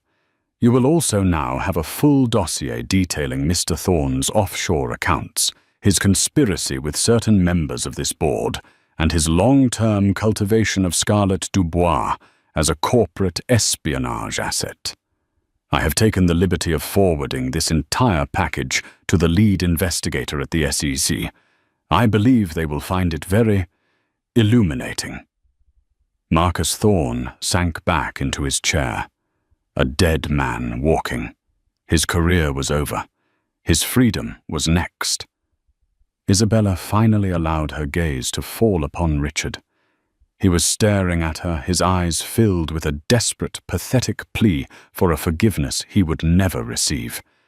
He finally understood that he had not been a player, but a pawn. He had lost everything: his fiancée, his child, his company, his family's respect. Not for a passionate mistake, but as a calculated move in someone else's game. It was a truth more damning than any affair. As of this morning, Isabella announced, her voice ringing with finality, Rossi Lifestyle, through a subsidiary investment fund, has acquired a 28% stake in Sterling Holdings, purchased on the open market at its current distressed value. We are now the single largest shareholder. She let that bombshell settle. She owned them. We will be calling for an emergency shareholder meeting to remove the current board and install new leadership. My brother Leo Rossi will act as interim chairman. We will cooperate fully with the federal investigation. We will rebuild this company based on the Rossi values: integrity, transparency, and strength. She stood up. Her point made her victory absolute. She had not just weathered the storm. She had harnessed its power and used it to conquer her enemies. She walked toward the door, pausing only when she was level with Richard. She looked at him, not with hatred, but with a final dismissive indifference. "You were right about one thing, Richard," she said, her voice barely a whisper. "It was a meaningless mistake. You are a meaningless man." With that, she turned and walked out of the boardroom, leaving behind the smoldering ruins of the Sterling dynasty. She stepped out into the bright Manhattan sunshine, took a deep breath of the free air, and placed a hand on her stomach. The baby kicked a steady, strong rhythm. It was a new world, a new future. One she had secured not as a bride, but as a warrior. A queen who had faced down betrayal and built an empire from the ashes.